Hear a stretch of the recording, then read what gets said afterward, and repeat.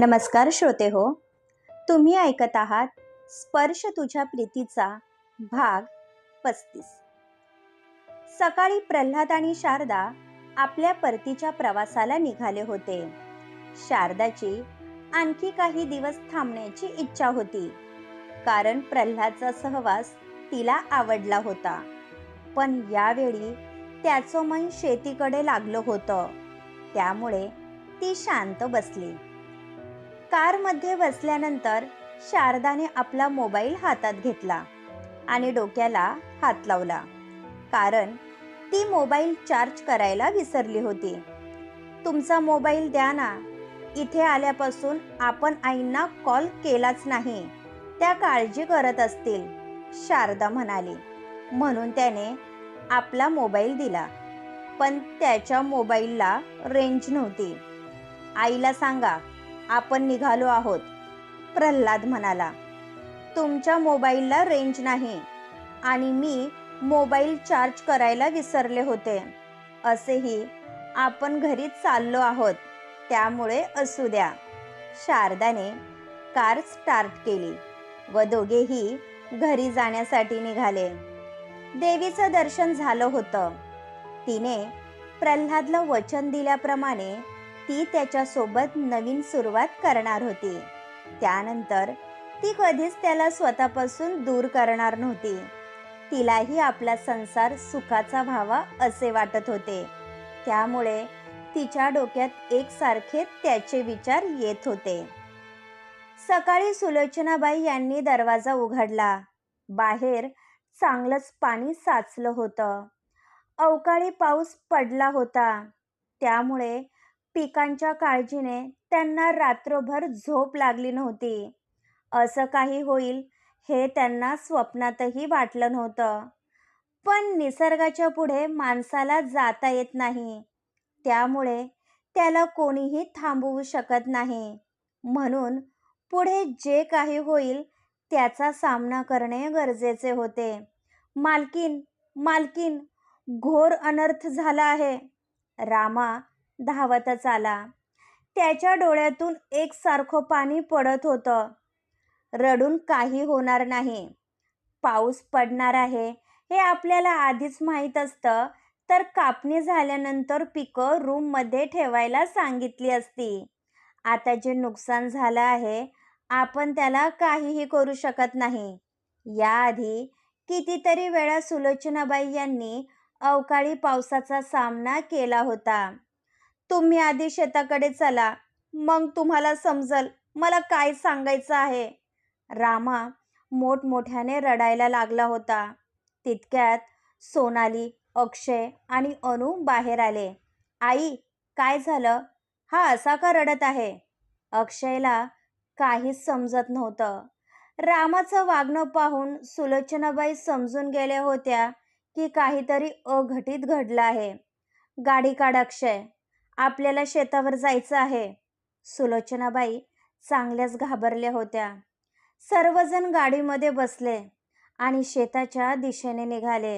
यावेळी सुलोचनाबाई या भीतीने थरथर कापत होत्या, कारण काही विपरीत घडलं तर प्रल्हादची काय अवस्था होईल त्यांना याची चिंता सतावत होती.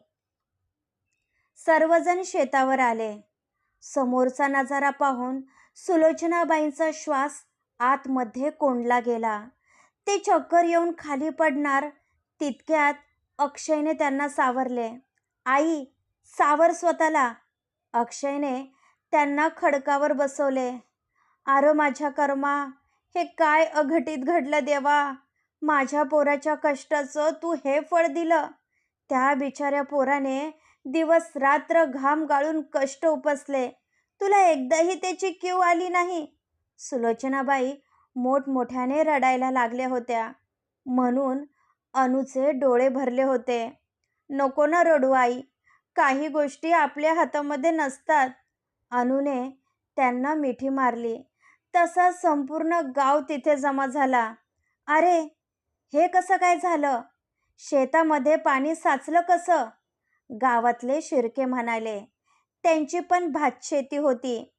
मला काहीच माहिती नाही शिर्के साहेब, मला फक्त भाताच्या पेंड्यांची काळजी होती, पण शेतामध्ये पाणी कसं साचलं मला माहीत नाही. रामा रडायला लागला. रात्री जोरदार पाऊस पडला होता, पण कोणाच्याही शेतामध्ये पाणी साचलं नाही.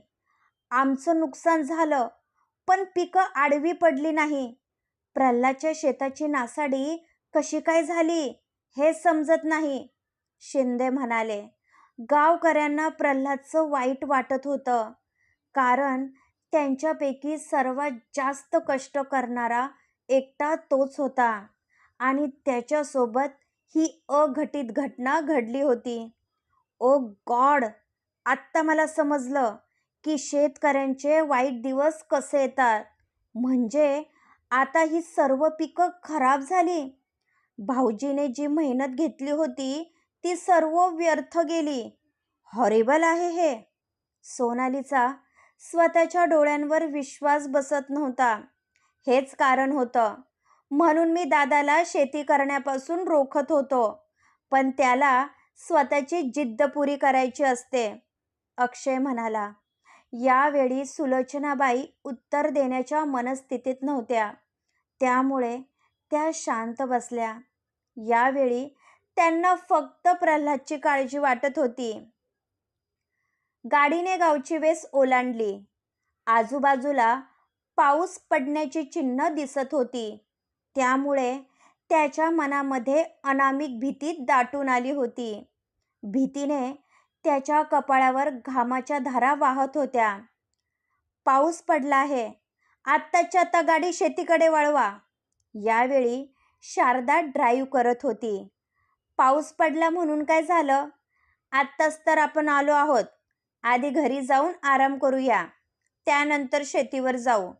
शारदाला परिस्थितीचं गांभीर्य माहीत नव्हतं, पण प्रल्हादला संकटाची चाहूल लागली होती, ज्यापासून शारदा अनभिज्ञ होती. तुम्हाला सांगितलं ते करा. आधी मला शेतावर जायचं आहे. तिथे गेल्याशिवाय मला चैन पडणार नाही. प्रल्हाद चांगलाच टेन्शनमध्ये आला होता, त्यामुळे त्याच्या ओठातून शब्द बाहेर पडत नव्हते. शारदाने काहीही न विचार करता गाडी शेताच्या दिशेने वळवली. प्रल्हादचा जीव मेटाकुटीला आला होता. तिने गाडी थांबवली. तसा प्रल्हाद पटकन गाडीतून उतरला आणि धावतच शेतीच्या दिशेने गेला. त्याने समोरचा नजारा पाहिला, त्यानंतर तो पूर्णपणे कोसळून गेला होता. त्या पावसाच्या कोसळणाऱ्या धारांनी जितकी खळबळ माजवली नव्हती, त्यापेक्षा कितीतरी जास्त पटीने त्याच्या आतमध्ये कल्लोळ माजला होता. यावेळी तो पूर्णपणे कोलमडून गेला होता. त्याला सावरणं कोणाच्या हातामध्ये नव्हतं. तो तसाच मातीमध्ये बसला. त्याच्या डोळ्यामधून एकसारखे अश्रू टपकत होते. त्याची संपूर्ण मेहनत वाया गेली होती. त्याने इतकी मेहनत करून जी पिकं वाढवली होती ती पाण्यामध्ये आडवी पडली होती. काहीच शिल्लक राहिलं नव्हतं. संपूर्ण शेती उद्ध्वस्त झाली होती. शारदा पुढे आली. तिने समोरचा नजारा पाहिला, तसं तिचं अवसान गळून गेलं. पण यावेळी तिला सर्वात जास्त काळजी प्रल्हादची वाटत होती. प्रल्हाद, सुलोचनाबाई त्याच्या जवळ आल्या व आपल्या मुलाला जवळ घेतलं. यावेळी प्रल्हादची अवस्था त्यांच्यापेक्षा जास्त कोणीही समजू शकत नव्हतं. सावर स्वतःला. काही गोष्टी आपल्या हातात नसतात. आपल्यावर जे संकट ओढवलं आहे त्यातून पांडुरंग आपल्याला नक्की बाहेर काढेल. सुलोचनाबाई एकसारख्या रडायला लागल्या होत्या.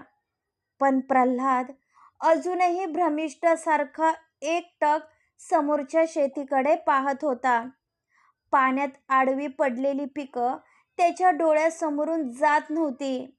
यावेळी त्याच्या सर्व संवेदना संपल्या होत्या. त्याला तर वेड लागायची बारी आली होती. एक वेळ त्याला शेतीतून उत्पन्न मिळालं नसतं तरी चाललं असतं, पण 6 महिन्याची मेहनत पाण्यामध्ये गेली याचं त्याला मनापासून वाईट वाटत होतं. प्रल्हाद, तुम्ही जर असे खचला तर आईला कोण सावरणार? तुम्ही ऐकत आहात ना मी काय बोलत आहे ते? शारदा त्याच्या शेजारी बसली आणि त्याचे दोन्ही दंड हलवले. त्याच्या डोळ्यातलं पाणी तिला असह्य करत होतं. त्यामुळे आता ती सुद्धा रडायला लागली होती. प्रल्हाद, ऐकत आहात ना तुम्ही? भानावर या. यावेळी आम्हा सर्वांना तुमची गरज आहे. शारदा त्याच्यावर ओरडली. त्याने एक नजर तिच्याकडं पाहिलं आणि रडायला लागला. शारदाने त्याला जवळ घेतलं. आज पहिल्यांदा ती प्रल्हादला इतकं हतबल झालेलं पाहत होती. सोनाली आणि अक्षय या दोघांवर काहीच परिणाम झाला नव्हता. पण या चौघांची अवस्था पाहून गावकऱ्यांच्या डोळ्यामध्ये पाण्याचे थेंब जमा झाले होते. कारण प्रल्हादने लहानपणापासून जे कष्ट उपसले होते त्याला साक्षीदार अख्खा गाव होता आणि नेमकी त्याच्यावर अशी वाईट वेळ आली होती. याच सर्वांना दुःख वाटत होतं. प्रल्हाद प्रत्येकाच्या मदतीला धावून येत होता. कोणाच्याही दुःखात त्याला साथ देत होता. इतकंच नाही तर तो देवाचं भरपूर करत होता. पण शेवटी त्याच्या नशिबामध्ये हे भोग आले होते, ज्याला कोणीही काहीही करू शकत नव्हतं.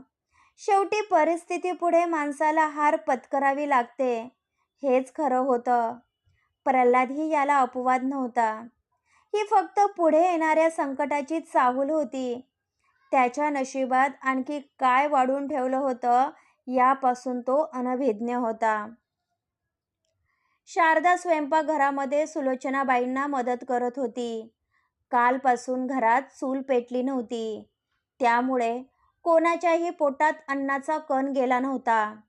प्रल्हादने स्वतःला आपल्या रूममध्ये बंदिस्त करून घेतले होते. जे काही झाले होते त्याचा त्याला जबर धक्का बसला होता.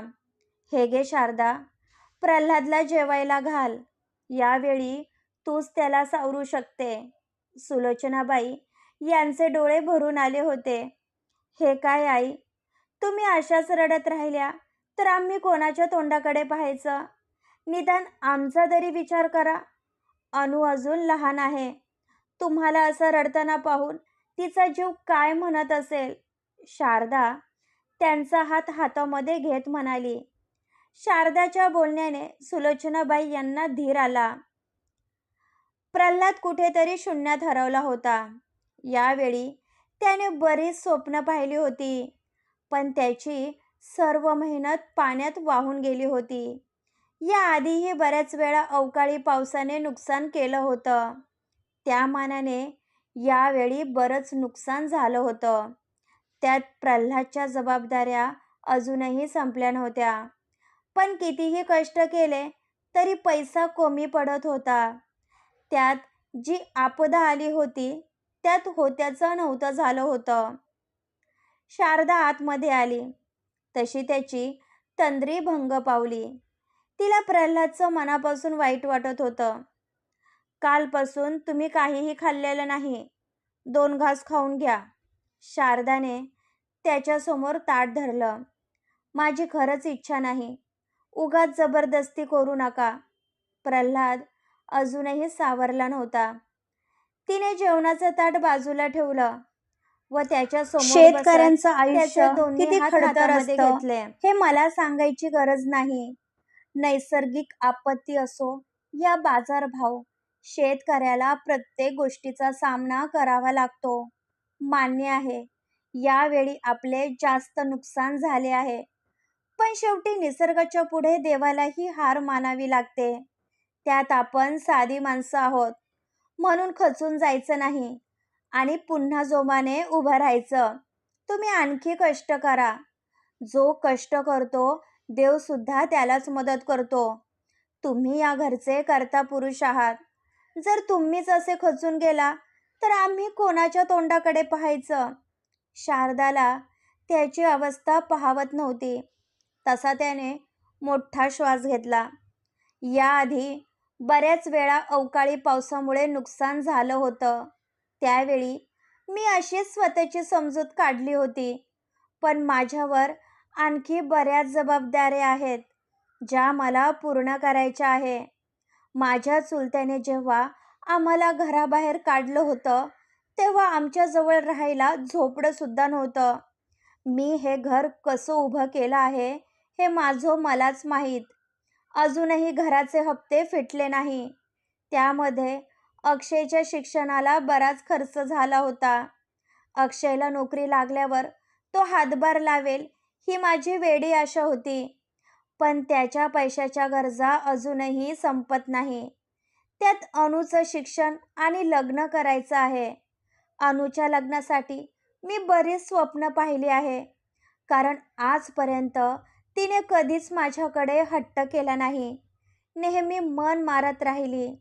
त्यामुळे मला तिची प्रत्येक हौस पूर्ण करायची आहे. प्रल्हाद सांगत होता. अनु फक्त तुमची नाही तर माझी सुद्धा जबाबदारी आहे. त्यामुळे आता जे काही करायचं ते दोघांनी मिळून करायचं. सर्व काही ठीक होईल. माझ्यावर विश्वास ठेवा.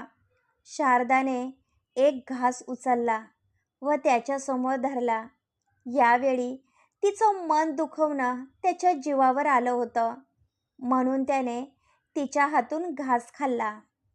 शारदा त्याला भरवत होती. प्रल्हाद एकटक तिला पाहत होता.